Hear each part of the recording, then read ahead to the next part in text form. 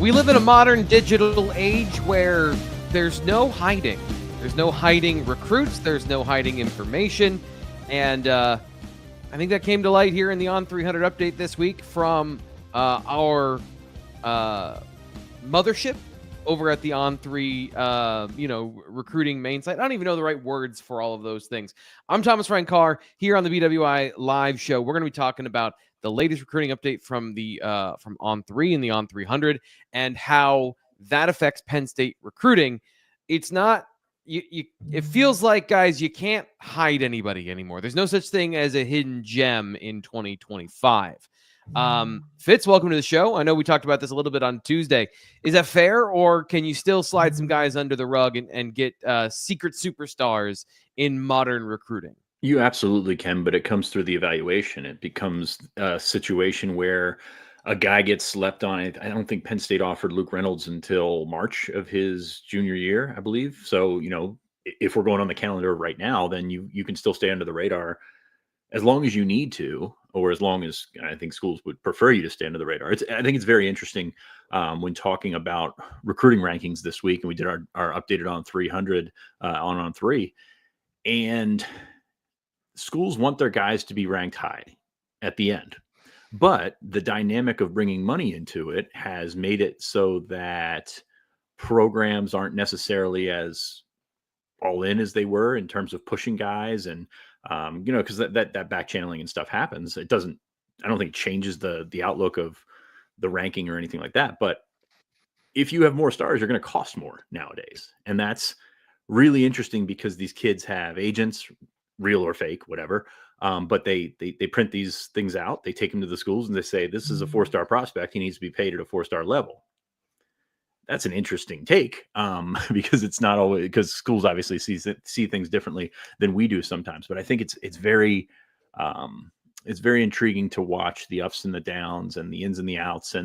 And if you can save $10,000 a kid and you got a class of 25 kids, that adds up. So yeah. I just think it's interesting. It's fascinating. And yes, I think if schools would prefer guys to stay under the radar as long as possible. Some of that is unavoidable, but especially when you're trying to recruit at the top of the top, which is what Penn State is shooting for. So I just think it's a very interesting dynamic when you bring the NIL money rev share aspect into it.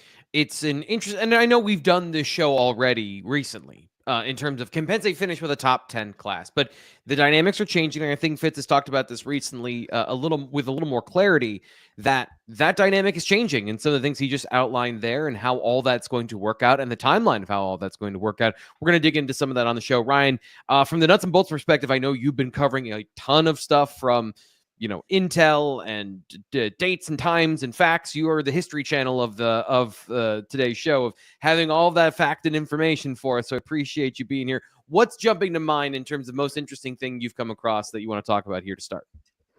Well, Sean, talk about saving 10,000 on a recruit. I don't know. I think it's a little bit more than that. I'm just saying, like, you chop a little bit, like I know what you mean. Nate and I are hot deal guys. Like, I'm been watching flights and they've been dipping $10 and I'm like, oh, okay. Now I'm serious about it. Like those little things will add up.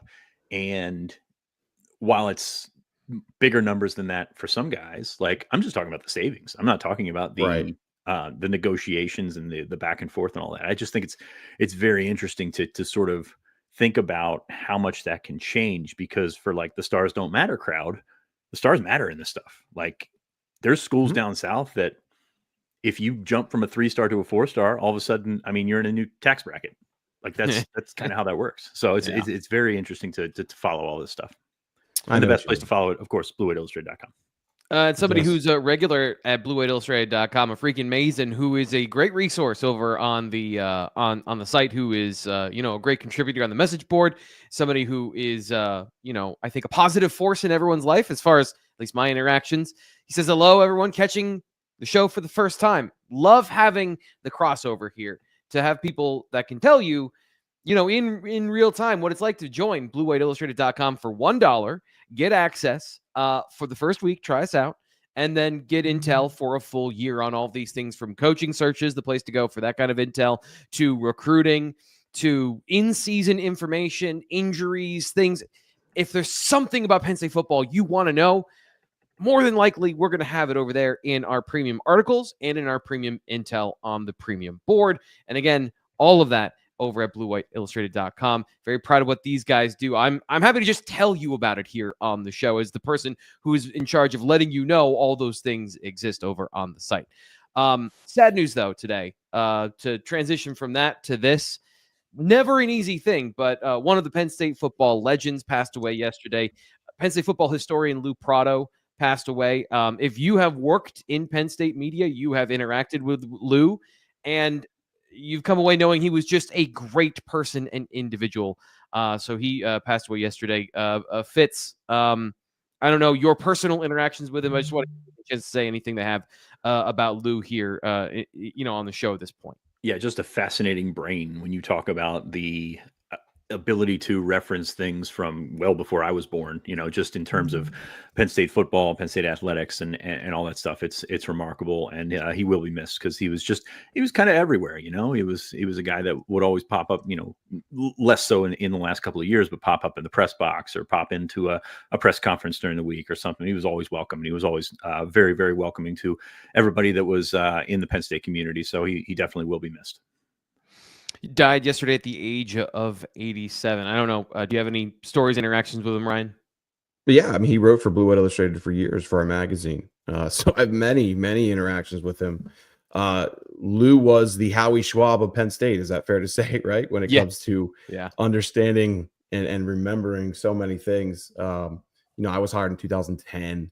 We had an office back then. What we were joking about, sleeping on the office a couple of weeks ago, right? Talking about signing day. Do not. Of course, we had we had an office for many years, and when I was first hired, I remember one of my first interactions. Maybe it wasn't the first one, but explaining to him, I grew up a season ticket holder. I felt like for my age at the time, I knew Penn State better than most 20-some-year-olds, and boy, he had fun messing with me after I told him that. With all types of different names and thoughts and different sports and stuff, and he would even stick to like the 90s too, which even late 90s, which I was around for, and boy, he made me look silly sometimes, and he enjoyed that, and it was in a lot of a playful manner and things like that. But I also had the opportunity one time to go to the All Sports Museum with him, and it was a big part of getting that started. I think a lot of you guys have probably been through the All Sports Museum over at Beaver Stadium, and just going through that with him one time, and just everybody looks at him as kind of the Penn State football historian, but it was way,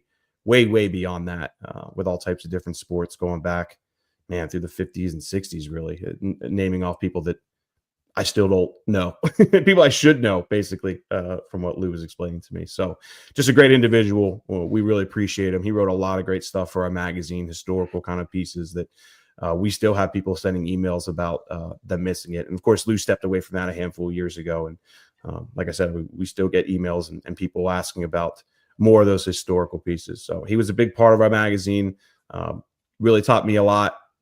Sorry, my brain stinks and it's kind of gone out now for a lot of those historical things, but he attempted to, and he's a great individual, and we'll miss him. I just think of cocky 20-something Ryan Snyder. Yeah. Oh, I know this. I know. No, you don't know. You don't know. Late 90s, like I thought I knew it. Even early 2000s. No, I didn't. I shouldn't have been goofing off so much in junior high and high school. Maybe I would remember those things, but sadly, anything beyond 2018 class, I got to refer to you now, Sean, because I can't remember that far back. I can't remember what happened on this show last week. No, I do remember Fitz's power went out. So if it's a traumatic experience, I remember things like that. But the mind, what happened there? To put all those things together, I saw the dog tweet. Incredible. Yeah, the dog chewed on an extension cord that is actually still here, so I should probably pick that up. And it cut out, it flipped the breaker in this room. So my laptop stayed on, my internet stayed on, but my mic, my mixer, my ring light here that keeps me all bathed in angelic light, all that went out. And I'm just sitting there talking, and I'm like, I don't know what's happening. I'm just going to try and talk through this. And T Frank's like, we can't hear you. So I just flipped the breaker, and it's all the dog's fault. So my well, that is the best my dog chewed my homework example I think we've had on the show. I do love those moments because you never know what the issue is live and if it's going to immediately fix itself. So The panic of watching him talk for a good 30 seconds or 10 seconds, or it felt like an eternity. Never know when that's going to end. So I always wonder, hey, what do we do? What do we do? I do know what to do with this next segment. Did I literally freeze in the middle of that? A little Okay, bit. You're fine. my talking Pause about for the a thing second. not Yeah. working and then it doesn't work. That's perfect timing. Fitz, that felt like something you would have rigged up as a joke on the show. That's right up your alley of humor. Today's show is brought to you by My Perfect Franchise. Ready to leave the corporate rat race for the American dream? You can't do that unless you're able to define your own future, your own destiny. And you do that with financial wealth, building diversity in your portfolio, and a bunch of other things that I'm not qualified to say on air with any sort of reasonable intelligence. But you know who is? Andy at My Perfect Franchise. We talk to him on a regular basis, once every 6 months, just to get an idea of what's going on in the business world, what's going on with him and his businesses, so we can have this conversation with you in an intelligent way. Last time he was talking to us about AI. And I think it's really interesting to know Andy and to know this process is to know, like, he's not here to just put you in a business. There's not a commission he gets off of, from you of placing you in a business. It's not an idea of like, I'm just going to go willy-nilly and put you into any of these businesses. And he also is a, junkie on trends and things like that. So when talking about AI, he's like, I have no idea what's a fad, what is actually useful, and what's going to stick around. That's the kind of insight, that's the kind of honesty you're going to get when you talk with Andy. I've never gone through the process, but we've had people at the Blue White Illustrated community, including a Penn State baseball player that has gone through the process with Andy, bought a franchise, and is flourishing with his blinds company. So if you ever want to talk to Andy, you can get on his schedule, myperfectfranchise.net. You can call him, 404-973-9901, or Andy at myperfectfranchise.net to give him an email, because as we always talk during this segment, nobody likes to use the phone anymore, and it just bums me out. I'm an on the phone sort of person. So be aware, if you are ever in my orbit, I will at some point give you a call and give you a heart attack. The next thing we got to get to here on the show is today's feature, which is the On300 update. Came out on Monday. A lot of news has happened since then, but I want to make sure that we're focusing on keeping the main thing. The main thing, as everyone loves to say. And it was both good and bad, I think, for Penn State in terms of the opportunity and also kind of what we talked about in the open of you don't get a pass on keeping guys a secret anymore. A lot of top prospects, which we covered on the Tuesday show, have become in this region talent rich. That's great. But also everyone knows it's talent rich. So Ryan, you're on mute just to give you a heads up. I want to get your reaction to the reshuffling of the On300 to start, and we'll get into some of the specifics. What did you think of the overall net effect of the reordering of 2026? Yeah, a lot of what I expected, still missing some guys. And I thought we tried to lay it out on the message board the best we could the other day of, look, this was the first update in 4 months. And I think it's important for people to understand that there were a lot of guys who need to move up. And there's a lot of unranked guys as well. And I remember we got a lot of questions about like Quay Guilford, for example, a really good wide receiver commit, still stays as a 3-star. We talk about him a lot. Matt Sieg's another one where he's really ranked highly on other sites, but moved up slightly, but not a ton. And I guess what I would try to stress to people is that when you go 4 months and this class is now fully in the picture, what our staff has to focus on is getting those top guys who, now have clearly emerged as those top guys, getting them into the On300. But you also have, a lot of others who were totally unranked and they need to get their rankings too. So what I was trying to stress throughout the week was there's going to be a lot of guys in the middle that get kind of sorted out here in the months ahead. There's another update in April. They'll update it again in July. We'll have a lot of camp information then. And that's when I think you'll see a lot of, the LeVar Keys of the world, the Quay Guilfords of the world, some of those guys move up with more information, because to me, again, this update is a lot about getting those top guys figured out. The guys who, Luke Wafle, for example, someone we had as a 3-star who's now a top 20 prospect in the country, getting those guys moved up to where they need to be, while also making sure we fill in the back end with a lot of these top prospects like Matthew Canu, for example, who was unranked at the time, now has 20 plus offers, a lot of great schools. So I stress that off the top because I know those questions were prevalent enough on the board that I assume a lot of you have those questions as well when you look through specifically Penn State's committed guys. So I think that's important. Again, what really stood out to me was some of the movement that we saw. Kari Adams, for example, he was already in the On300, but now he's in line to potentially be a 5-star prospect. Same with Wafle, who again is number 19 in the country now. So that's the clear change, what needed to happen, and I think it has. And now, as we get into April and more camps come out there, and really it'll be the July update. That's when a lot of the northern camps are usually April, May into early June. That's when we collect a lot of that information. I think that's when you should start seeing those mid-tier guys, LeVar Keys of the world, start getting sorted out a little bit more. So, Fitz, first off, you're on mute. I missed all of what Ryan said because my computer is freaking out. So can you respond, please? Don't have an intelligent question. It was wonderful. No, we talked about this on Tuesday in terms of sort of skipping around and seeing certain positions, certain areas that are going to be rated probably earlier. There's camp season down south, so you're going to see a lot more movement probably in Florida and Georgia and Texas and places where they can go outside and enjoy themselves. But no, it'll all come out in the wash, I think, in a couple of months. And again, like I think that's what we led with the other day, right? February rankings don't go to all up in arms. There's some interesting movements for Penn State commits and for Penn State targets. But I think you continue to look at the ongoing evaluations and just how many schools did a lot of evaluating in the days after the On300. So Jasir Rogers picks up a North Carolina offer. LeVar Keys picks up a North Carolina offer. You're talking about guys that are established in classes, and then all of a sudden schools are trying to wedge their way in there. And I saw a lot of that. Grayson McHugh, Ryan, that's your guy from LaSalle College, the offensive tackle, all of a sudden picks up 5 offers. Brian Harris won an MVP over the weekend at the Under Armour Orlando. He's probably picked up 5 offers since then. So it's just an ongoing process. And you going back to what you started with, T. Frank, can you hide people? Can you keep people under the radar as long as you can? Yes, absolutely you can.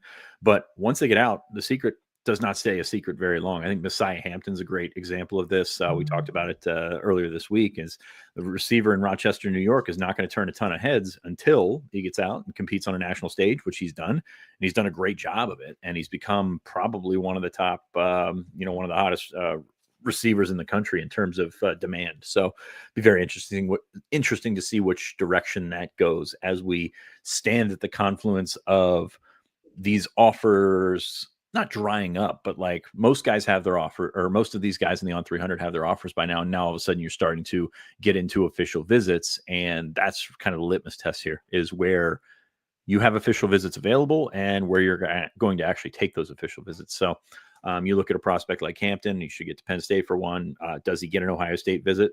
Maybe, probably. An Oregon visit. Ross Douglas offered him this week, new receivers coach at Oregon, who was at Syracuse. So it's just a very interesting time. And I'm going to go back to the thing that we've been talking about on BlueWhaleShow.com, is that these schedules are certainly prone to change in the next couple of months. Ryan, how many official visits do we have scheduled at this time last year? Oh, last year? Yeah. 8 max, I would think. I mean, I went back and counted this weekend. By the end of February, we wrote 3 or 4 stories on official visits. And by the way, 2 of those guys didn't come, of the 4.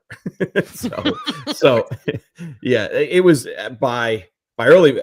I would think that there was maybe a couple that were out there that maybe I just hadn't interviewed by then, but I would say it was 6, 7, 8 max. And like I said, we had 4 stories and 2 didn't show. So that tells you all you need to know about this 50-some guys who are set at the moment. A handful of them are definitely not showing.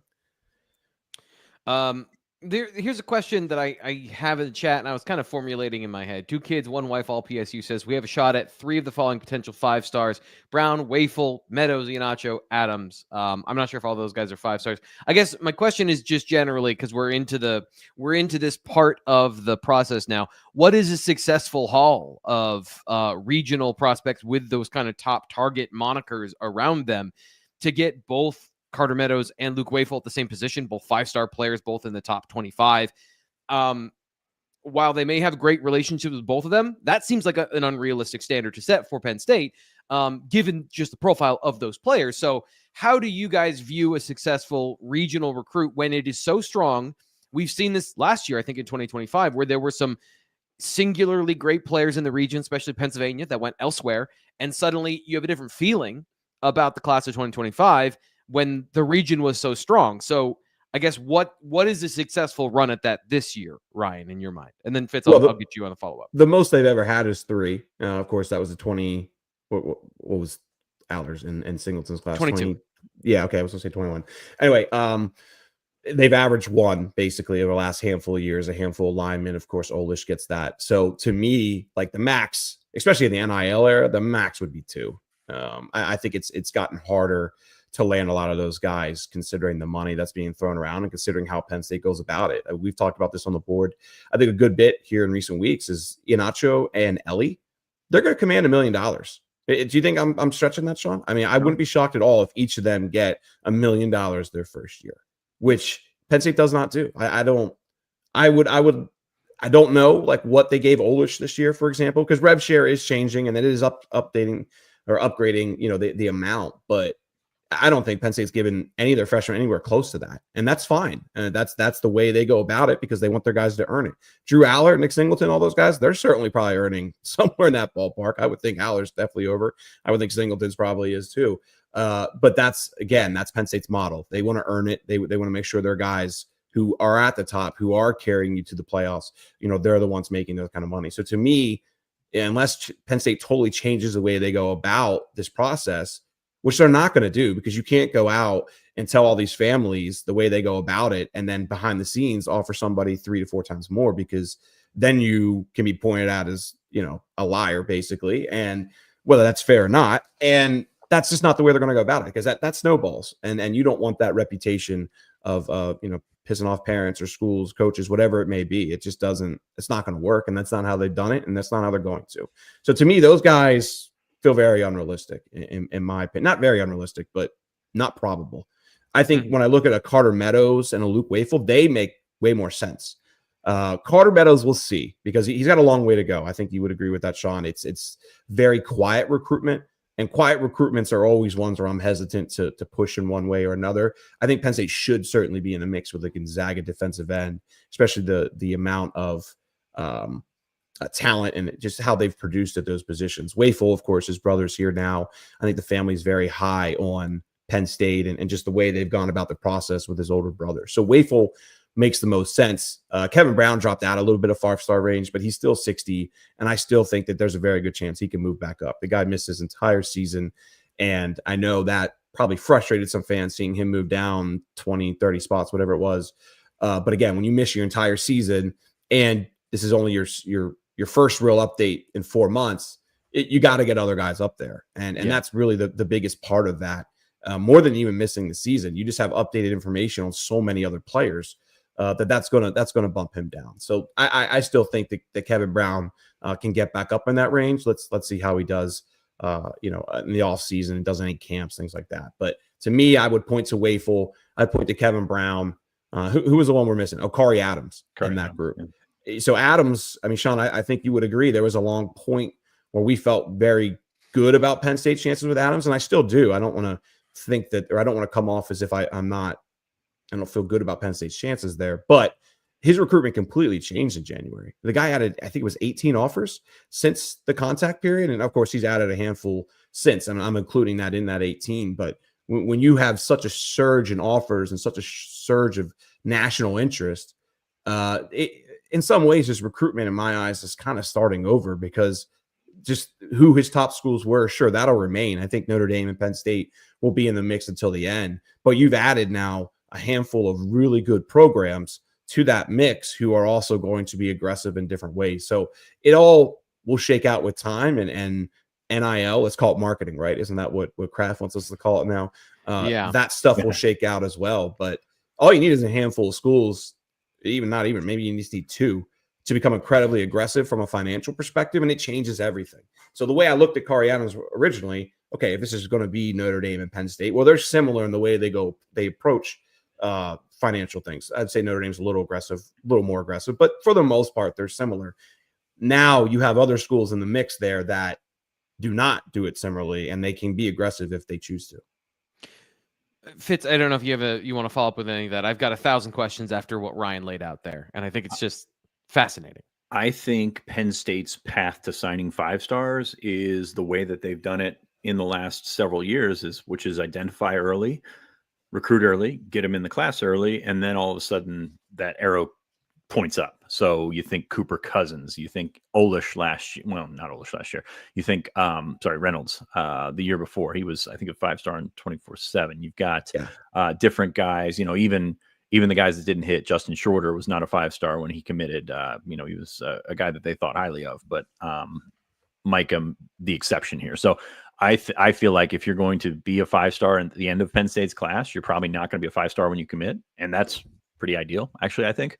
So I think that's going to be how they do it. Now, a guy like Kari Adams that jumps from 250 to 30, that's an interesting case study right there. Carter Meadows the same way, because when these guys were in the 200s, they are obviously dudes, good, really, really good prospects, but not like in that scope, not under that microscope. So I think it's fascinating to see how this is going to play out, especially Meadows, high academic kid, awesome kid, just all this stuff is happening. But when that money comes into play, when you're the number 6 prospect in the country, it's going to come into play. And then where does that leave Penn State? I don't know. So definitely the road got harder, as these guys move up. You want to go back to the marketing conversation, what you guys just kind of talked about, because I'm struggling to find where Penn State has an advantage that Pat Kraft laid out. That the dollars commanded by the starting quarterback or quarterback at Penn State is a really high value. Yes, compared to schools that aren't in your tax bracket, sure, but you're competing with the schools that are in your tax bracket. And again, I am not trying to doomsday this situation, but it feels like Penn State is biting at the top, but unwilling to spend to get to those top players. And then teams and programs that are underneath them can come and aggressively go after individual players that they deem valuable in their regional footprint. A Maryland can go and spend big on a target that Penn State really wants. Because they don't have the same plan of we're going to treat this as, they don't have the same value because they're freshmen. And so if you're getting bitten from both sides, does that not decrease to the middle? It feels like you're very much now in a more narrow bandwidth than you would expanding this with the more money that's been infused into the process. Those are the complications I'm seeing. Ryan, you have a response. It's not that Penn State's not willing to spend. It's that Penn State is spent. Like Drew Aller's making a lot of money. Nick Singleton's making a lot of money. Sure. It's what the recruit and the family look at what's important. Do you want your son to earn it? I've talked to a lot of parents who like that.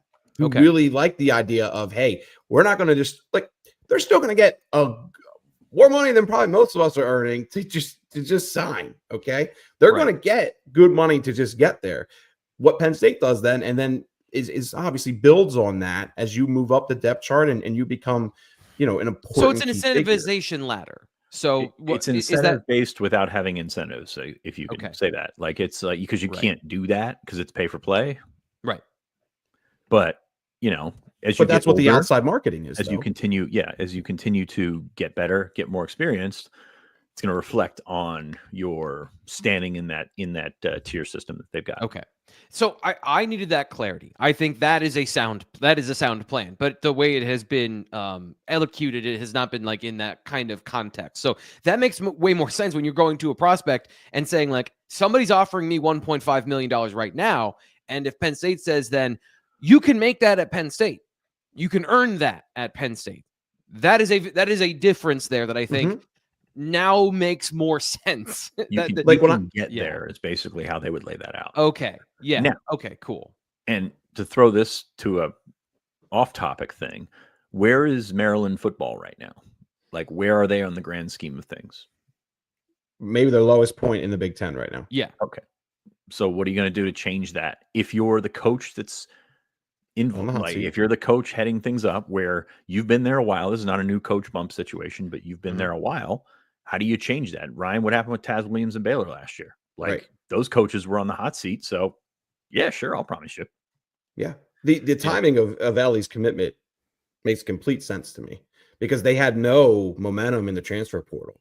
And Loxley is the chosen one in a lot of ways for Maryland. I covered Maryland for a while when he was the offensive coordinator there. They love Mike Loxley, but Mike Loxley had a terrible season, and they need something positive right now. Yep. But they can't get anything positive via the transfer portal because they have a lot of guys through football production. They can't do it for the most part. I mean, I'm sure I didn't check who they all finished with. I'm sure they got a couple guys, but my point is when you have all those outgoings, which they had a lot. It's hard to bring guys in when those guys don't know who's getting them the ball or who, who's playing alongside them on defense, whatever it may be. So what do? You go out and you find this 2026 prospect who's a stud. Zion Elliott is going to be a very good player, and you offer him probably more than everybody else was talking about at the time, probably substantially more than everybody else was talking about at the time. And hey, that's a good way to get an early commitment. This is me assuming. I don't know all these facts, so I apologize if I'm talking out of my ass on that. But it makes a lot of sense. Okay. Yeah. So should be the podcast the tagline there. Yeah, I mean that's fine. You can put that underneath my name when you introduce me moving forward. But again, it all. I've done this long enough. Sean, you have too. Like it all adds up. I mean, it makes a lot of sense that that's what happened there. And of course, what's going to happen now? Everybody else is going to have to start talking money, which is why he's going to take a visit or two. I get it. He said the other day he's not going to. I still think that recruitment's going to go all the way to December. So we'll see what happens. But yeah, I just wanted to, the real world examples of what had happened. And understandably, Ellie, Iheanacho are different than other guys that Rutgers was coming after that Penn State was targeting.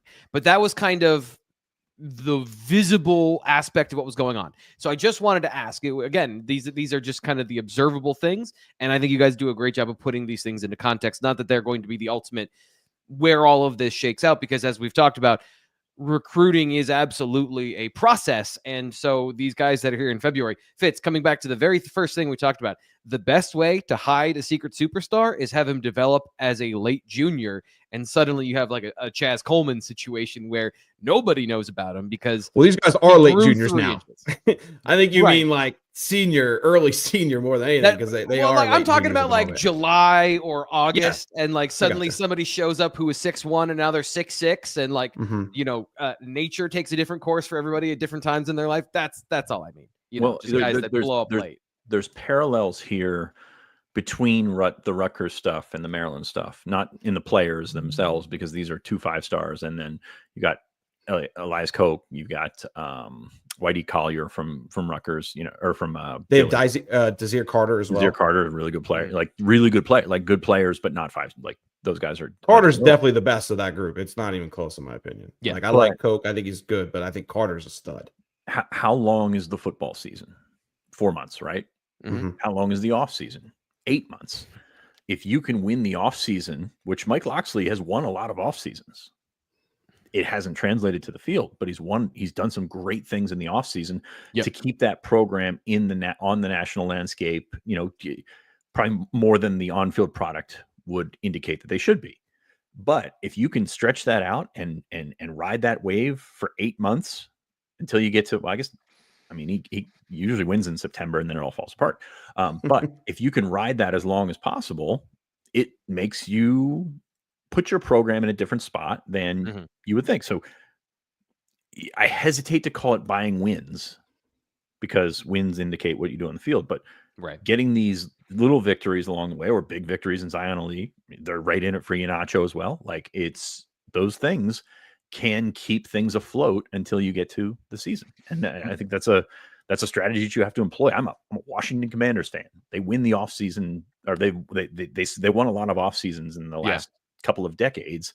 Didn't translate to the field, but people keep coming back. So I was listening to a podcast recently talking about our modern society and monetization of attention. And that's what you're talking about, is keeping the eye on Maryland through these events in the offseason that have nothing to do with wins and losses on the field, technically, in terms of like the actual product on the field. And that is a tactic You know, it's not a football tactic. That's just a tactic of society. So any last thoughts here about the On300? I want to move on to a couple of other things here. Yeah, we haven't even talked about the On300. Let's be honest about it. Yeah. Yeah. Do you want me to put it up here on the screen? How do you want to, what do you want to go? No. It's not. We don't got to do that. I just want to go through a couple other guys real quick. Like Keyshawn Stansel, for example, guy who really made another massive move. Sean, I don't think like I'm looking at Broswell Thomas was really good at camp. There's a handful of guys who are really good at camp, but I think saying Keyshawn Stansel was absolutely one of those 5 guys who like we didn't really know a ton about. And then by the end of that camp, we were very, very impressed with. Like that doesn't, I'm not shocked that he's now a top 100 player because he's probably one of the most athletic defensive linemen on at least the East Coast this year, or at least North Carolina. It wasn't a northward. huge gap between him and Damari Simeon, who did the same thing at camp. Right. And that's fair. But I kind of, never mind. I kind of knew who Damari Simeon was a little bit. I didn't know Keyshawn Stansel like at all going into that game. At least that's how I looked at it. But anyway, let me just go through a couple guys real quick. Wafle, like I want to hit on Charles's thoughts. Wafle, which by the way, I think I said Wafle earlier in the chat. Yeah, it was Wafle. I'm sorry, guys. The big thing there with our staff was that when they try to go through and check all these boxes, right? Like there's so much that Charles really liked as far as physical development's already there. Technique perspective, it's ahead of most.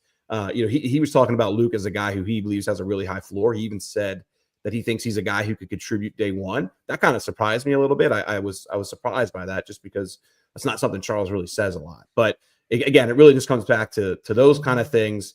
Athletically, too, very good basketball player, very good shot put numbers. Like when you're going through all these checks and that they try to go through, it stacked up incredibly well for Luke Wafle compared to a lot of other players. So that's a big reason why you're seeing him top 20. Whether he stays there that long or not, time will tell. I certainly feel like he's without a doubt, I feel like he's a top 100 kind of player, the way that we've gathered information on him, at least. People speak of him that way. I was a little surprised he'd be all the way up in the top 20, but this is certainly a guy we're going to have to keep monitoring, whether he goes to camps or not. Time will tell because we don't have a lot of true testing numbers on him, outside of those shot put numbers. Can I just kind of give some observations after watching him? He reminds me a little bit of Dennis Sutton, who obviously finished as a 5-star from a build perspective and from a physical ability on the field perspective, but I think he's more athletic. Yes. So when you're talking about some of these metrics of, we don't know exactly how fast, he's probably not an elite burst guy, but oh boy, he's got enough. Like he's a big,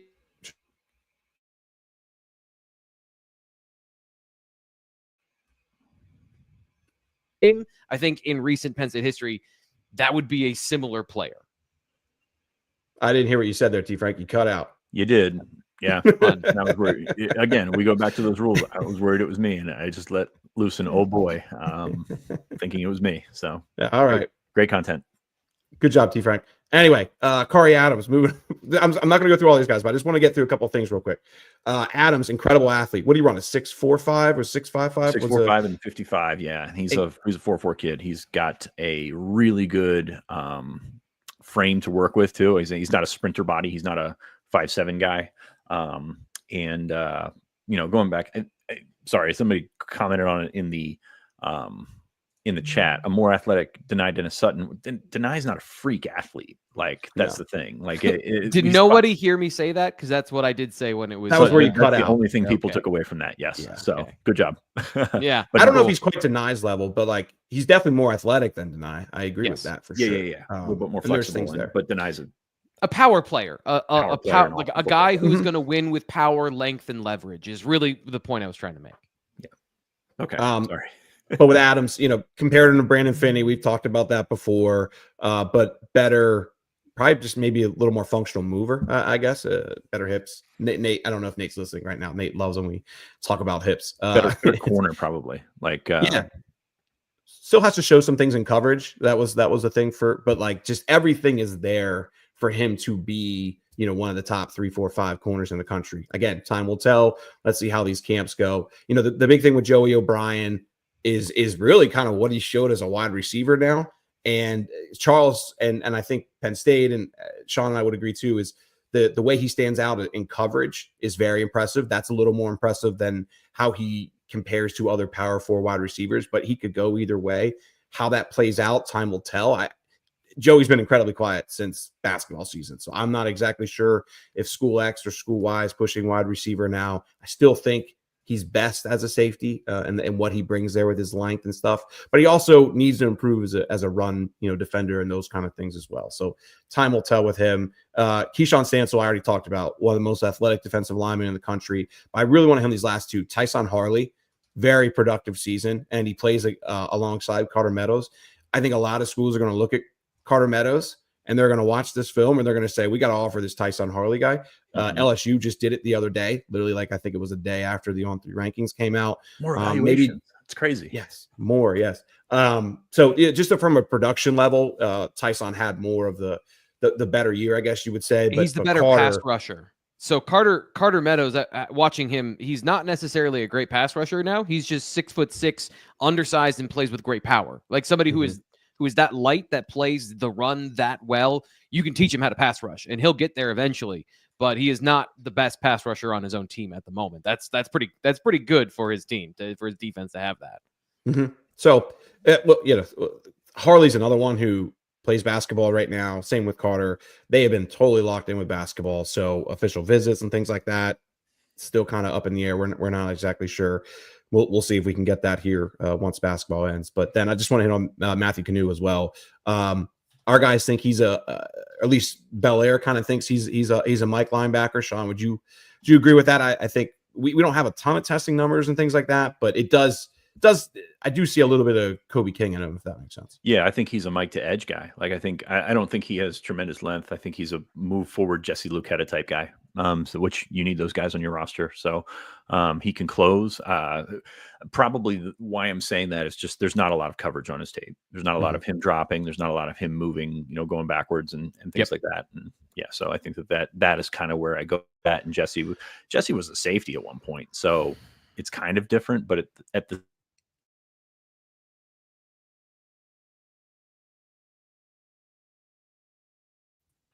it's definitely as close of a comparison as I can make to a high school junior at this point. Okay. So yeah. Where are we? I don't know where we are. Time to end the show, T. Frank, and get a new computer. I think. Yeah. This has been painful for me today. I apologize, everybody, for the situation on here. Do you want to get into? I struggle to do all these things, but let's talk about the transfer portal quickly because everyone wants to get your opinion on some of the news that happened, I believe, on Tuesday, where Smith Vilbert enters the transfer portal, leaving Penn State for a different environment somewhere. Odd timing, or does it make sense, Fitz, for him to do this at the end of February, a month before spring football? Oh, completely odd timing. I mean, if you're going to leave, I think you want to get a spring football in with your new program. So you would think you would go in the window after the season, and that didn't happen. I mean, it was T. Frank, you watched the coaches clinic or saw the coaches clinic, and they were talking about his usage. They were talking about where they were going to use him, how they were going to use him. They were talking, or he was there at Thon on Saturday, and all of a sudden on Tuesday, he's in the portal. It seemed to come up that quickly, and just judging from people I've talked to on campus, it caught them off guard. So yes, very, very odd timing, but he's going to go out there and I've said it on BlueWillows.com. Like they've talked, like this has been a conversation that they've had before, and they've been able to talk him off that ledge a couple of times. Couldn't do it this time. So I'm very intrigued to see how this is going to go.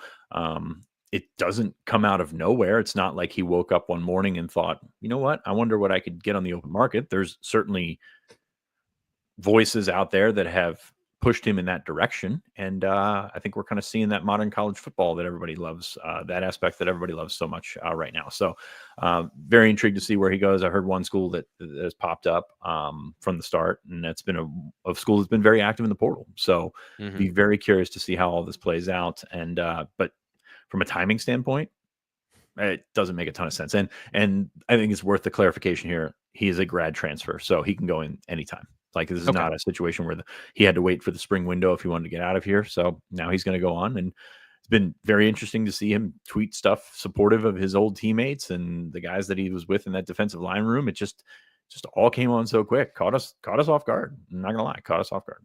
It's an interesting. I'm trying to read into this without reading into this in terms of the conversation about where he was going to play and how he was going to play. It makes it sound like he wasn't going to be a starter necessarily. Somebody who would play a lot, but if you're going to be used as a hybrid player, that doesn't mean you're going to be starting. So Does that indicate where Penn State's going with their scheme in terms of fit? Because somebody asked me, well, isn't he just going to be starting off of Denine and Sutton? I'm like, well, maybe not if they're going in a different direction with defensive end definitions. So a breadcrumb at the very least for me on that side of trying to understand the structure of the defense, which is still, I think, TBD in terms of what Jim Knowles is going to bring and how they're going to meld that with what Penn State is doing here. And if Smith Vilbert isn't one of your contending for starting at defensive end, being a 6-year player, going and starting in the portal, and I think all those things, you can factor those into maybe some of the emotional decisions about this. Do you have an opinion of what he is, Fitz? Is he a defensive tackle? Is he a defensive end? You know, what? Still don't know. I've been thinking about that since the Outback Bowl when he had 3 sacks. Yeah. Because he's not, he's not your typical Penn State defensive end. He's not quick twitch or anything like that. And what was interesting to me is I thought he could provide more against the run. And we talked about him playing on the interior in 2025. But his stuff against the run, yeah, there's a couple splash plays in there, but he lost contain quite a bit, which you probably, for a 280 pounder, that's tough, and I'm not saying it's tough to do at defensive end, but you would like to have seen more of that at defensive end. So how his transfer would have gone if he would have played on the interior, very good question, because been waiting for it for a long time. It's been talked about. It's been skepticized by some of us as well. So I don't know where he would have been on the depth chart coming out of the spring, just because it's been up and down, and it's been a little bit different than you expected both of those positions at tackle and end. So opens some things up. Defensive tackle, scary skinny in terms of the depth chart right now. Yeah. The experience on the depth chart is not great. Zane Durant is, I think, head and shoulders above everybody. Alonzo Ford, I thought, looked really good last year. He's hurt right now. So how does Xavier Gilliam respond? How does Ty Blanding respond? How do those redshirt freshmen? DeAndre Cook's done some nice things, but he's been the, outside of Gilliam, the one that's been healthy. So that's Caleb Artis back there. Yeah. So Liam Andrews, Owen DeAndre Wafle. Cook. Owen Wafle's fascinating to me because he did not play at Michigan last year, but he's been in a comparable weight program, strength program, conditioning program. So is he a guy that can give you snaps? Like, because I think that's what you're looking for right now. And I think they look in the portal once again for defensive tackles. I don't know if it's going to be fruitful or not. But you are just looking for guys that can sort of snipe snaps for you. So you're looking at Blanding. Is Caleb Artis able to give you anything? Are those redshirt freshmen able to give you something and sort of piece it together? And defensive tackle's tough, man, because you look at the contenders out there as well. They're kind of in the same situation. There's not a lot of those big bodies, big experienced bodies, and we're moving away from guys that have had COVID years, and it's all of a sudden thinning out again. So you had three guys come back for COVID years last year and really, really helped you. Now you're on the back end of that. Now you got to kind of scramble. We'll see how all that plays out in spring football, which happens starts in less than a month. Of course, we're going to be covering all of that during March. We will, just as a programming note, be off for spring break. Just want to let everybody know in case you didn't catch that announcement yesterday. Where are we going? I didn't know we're going somewhere. Where are we going? I'm going to go outside. For the first time in several months, I will be outside. Whether it's nice or not, I'm just going to be outside for about 3 days. We unlocked T Frank's dungeon for the week and let him be a free range T Frank. So apparently we need to run a power cord down there. But okay. Oh my God! If anyone could get me any more data storage, like if somebody wants to install a server here, I would love that. I would absolutely love that.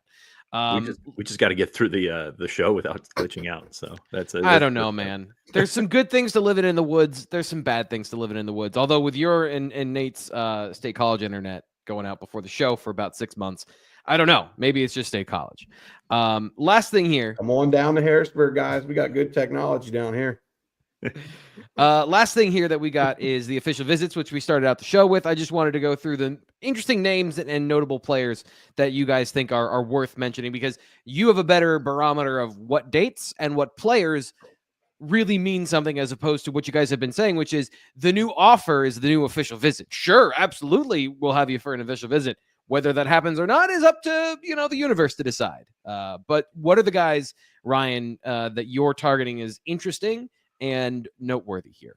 Yeah, one thing I will say is, like, an offer compared to the OVs are a little different, because I do generally believe Penn State wants all these guys to visit. I just think a lot of them are going to make commitments, and then they're going to have other schools trying to get him to get out of this weekend and go elsewhere. That's how that trickles down. Like the offers are just trying to get you to come to campus more than anything. This is a little bit more sincere, but still, 20% of these guys are probably going to fall off. Anyway, Garrett Witherington, I just interviewed last night. Really interesting kid, 6'5", 270. Kenny Sanders went down to see him during the contact period. Still someone we have to learn more about, don't get me wrong, but the interest from his side certainly seems to be there. And then when I look through at defensive line, of course, we talked about Simeon and Stansel. I know they would love to get a Titan Davis on campus for an official visit, but he's got a ton of spring visits, not one to Penn State. I think he's been to Penn State twice so far, but that's a guy I know they really like. I think they want to see him twice during the contact period, but I'm not seeing enough there that makes me think maybe that's trending in Penn State's direction. So they've handed out not quite a few, but a handful of scholarship offers, defensive linemen recently, and Witherington's a guy that just from our conversation seems to be very interested. I think getting him up here for spring would be massive. I'm hoping to learn that schedule here in the next 48 hours or so. His family definitely wants to get up here for a visit, but it's not easy to get up here from Birmingham, right? So let's see where things go. He's an Alabama native. I haven't made that clear yet, but very interesting player that I think certainly see how he would be like a 4 technique 5, being a run stuffer, right? I mean, that's kind of how they see him, and the interest enough is there that I think if things progressed right and Penn State likes what they see and the relationship goes well, that he actually could be one of those guys that kind of comes out of nowhere from down south, and I think there's enough there that it's possible. So let's see where that goes. Amari Polidor, by the way, St. Francis cornerback. I think I've already said enough. We can move on. No, I'm just kidding. There is a real interest there. I talked to him yesterday or a couple days ago. He had a really good season at Mount Zion. I think it was 6 interceptions. Has put up some really good numbers at the Under Armour Charlotte camp last year. So I could see him being a guy that Penn State wants to continue to learn more on a little bit. Wouldn't be shocked if they asked him to camp. But actually, no, I think about it. His OV, I think, is that first weekend, isn't it? Yeah, I think it's the May 16th weekend. And that's when the Elite 11's in town as well. So it'd be very interesting to me to see if they can make that work with all of those guys that are supposed to come in for the All-22 Elite 11.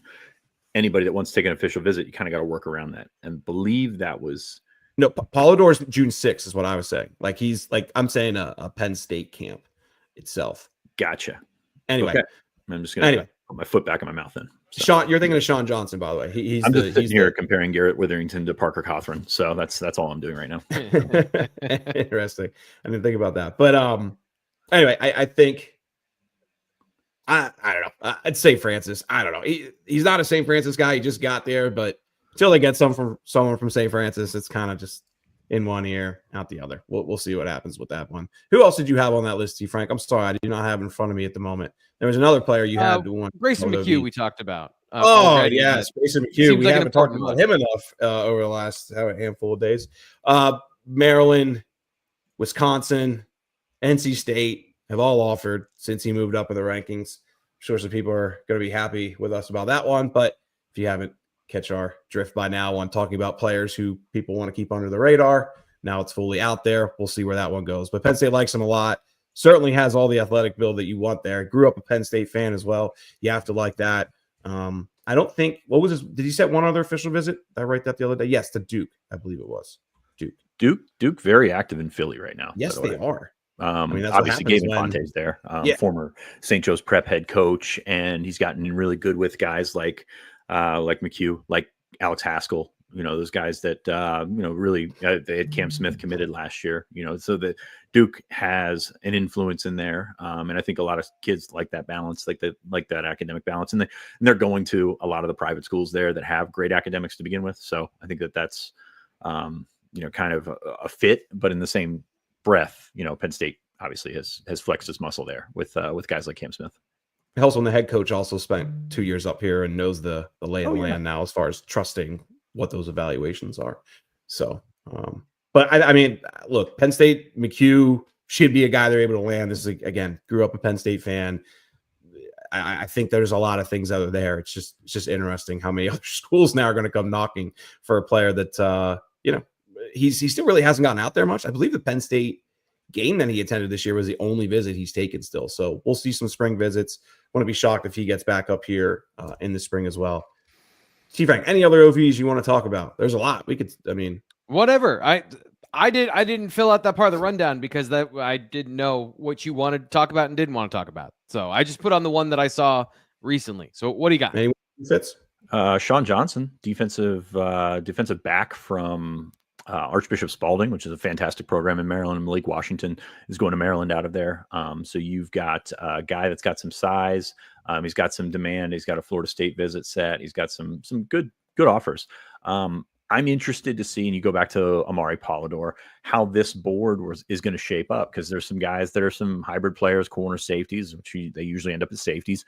Johnson, we have rated as a corner. Penn State's recruiting him as a safety, so there's another safety there. So that's been interesting to watch this batch of local defensive backs, and I think probably put Kari Adams outside of that because he is rated so high and so highly on the board for Penn State, but also guys coming in from Texas, from Florida, from all over the place, especially in the defensive backfield. So it's gonna be an odd mix, but it's gonna be a weird mesh over the spring to kind of figure out that board and figure out who makes sense for Penn State, whether it be corner, whether it be safety. Dorian Barney is a guy that we talked about down in Georgia, was previously committed to Alabama. He's from Erie. So like there's guys like that are gonna pop up in the spring. Danny Odom. What's that? Danny Odom too, down in Florida now from Farrell. Florida, from Farrell, PA. Farrell, that's right. Yep. I knew it was around Pittsburgh, but yeah. So there's guys like that makes sense. Jet Washington, you talk about Jet Washington on the board this week. Yeah, Kobe Bryant's nephew, I believe it is. Had Penn State among his top 12. He's out of Bishop Gorman in Las Vegas, right? Like he's from Philadelphia originally, has family ties there. Like Penn State's going to keep chipping away at that. But I also feel like he's progressed enough with a handful of other schools that Penn State's, fringe top 10. Like, I mean, he put 11 schools out there. Penn State's probably that 8-11 range. If they can get him for a visit, obviously that'd be great. But he hasn't visited yet, and he has ties to Philadelphia. Like, it kind of doesn't make me feel like a whole lot's going there. You know who I am very interested, though? CJ Brunel, I believe it is. Nebraska commit down in Florida, ran a 10-3. A 10-3 100-meter, guys. Those are some insane numbers. I believe he was the state champion I hope he was a state champion. So. I hope he was down in Florida, because that's a eye-catching number. Committed to Nebraska right now. Terry Smith wants to see him during the contact period. They set him for that June 20th to the 22nd weekend. But he's got good length too. Like this isn't a 10-3, because he's 5'8", 150 or something like that. Like he's legit 6'1", 170, 180 range. Like there's some really good size there, and that speed alone makes him a very interesting and intriguing prospect. Surprised he committed to Nebraska as early as he did, because there's a lot of schools chipping away now. And don't get me wrong, I mean, if you're in Nebraska, it makes complete sense to grab him as early as you can. But I don't think that recruitment's over, especially when you're putting up times like that, like you just did in what was it? I think it was in December he ran that time. Fitz, do you have the full list? I know that you and I are both working so close on right now. Led, of course, by the specialist of the day, Tyler Jasanski, long snapper. I'm very close. Talking out of it right now. Leading with the offense, Ethan Grunkmeyer was the workout of the day. It was. Yep. Not everybody's on the chat here, but I was asked about the workout of the day for these guys. Ethan Grunkmeyer at quarterback, Tyler Holsworth at running back, Devontae Ross at receiver, Luke Reynolds at tight end, Alex Burkmeyer at offensive line. So that's an interesting group, as you guys will talk about that, so I can go find safeties and then figure out the rest of them. It was just an interesting group. Zaki Wheatley at safety, Elliott Washington, a two-time winner now at cornerback, were the ones I picked up. And then at linebacker, Tamir Robinson. I'm trying to see which ones you didn't get to. Xavier Gilliam on the defensive line from Dion Barnes. And is that it? That's right. Did you get everybody? Yeah. All right. We got it. We did it. Sweet. All right. I got nothing else. We're going to skip the combine conversation. Of course, the NFL combine starts today. Nobody's working out other than Kobe King and Jalen Reed. So we'll have that over at BlueWhiteIllustrated.com covering those and how those players are doing today. I think it starts it's 3 or 4 o'clock. I apologize. I had it, and then I forgot. Combine starts today at 3. Linebackers, I think, are the second group. So we'll be giving you the updates about Kobe, what all of it means, how he does, all that at BlueWhiteIllustrated.com. Of course, Abdul Carter, stress fracture in his foot that was reported yesterday. Everyone still thinks he's going to be the #1 overall pick because Drew Rosenhaus is saying that, and that's what everyone is reporting at this point. because that's the final word, I guess, at this point. I don't know. Do you guys think he's going number 1? Ryan, do you think he's going to be the top pick? Certainly top 3. I think the odds-on favorite right now is still Cam Ward, I believe. But, I'm just looking at odds. So who knows if that's going to happen or not. But as far as a freak of an athlete, there's nobody better than him. And if the quarterback group isn't as good as everybody's kind of saying it isn't, it makes a lot of sense. So we'll see. He's got who's that first? Titans? Titans. Yeah. No workout, stress fracture in the foot. He's trying to fall to the Eagles, isn't he? How he's going to end up with them somehow, right? It seems like it. Except that he keeps tweeting that he's the number 1 overall pick. He's like, I am the number 1 overall pick, and that's all there is to it. When Darth Vader tweet went out again. Howie Roseman that they don't need him. Yeah. So, well, they're trying to get in front of the Commanders to get Myles Garrett. They're trying to tank that deal, which is the odds-on favorite, I think, right now to get Myles Garrett as your Commanders. So it's all happening, baby. The NFL offseason, I love the NFL offseason. I had no idea, really. Fitz, final thoughts. Get us out of here so that my computer can take a break because it's tired. Yeah, I mean, there's some great stuff on BlueWhiteIllustrated.com. Ryan's official visit stuff over the weekend was terrific. We're going to talk more about. We didn't even get to Troy Huhn. We're going to talk more about that on the site. Yeah, I think there's a lot coming, and stick with us. And then the off season, often very fun. So spring break is in 2 weeks, but we're gonna keep going up through spring practice. Definitely jump on board. $1 a week to get even more interaction with our wonderful faces as you can get here on the YouTube channel. So thank you to everybody for listening, for watching, for reading, for clicking. We do appreciate your clicks. I'm not just going to be flat out with that, but thank you everybody for making it a really good month of February for us at BlueWhiteIllustrated.com.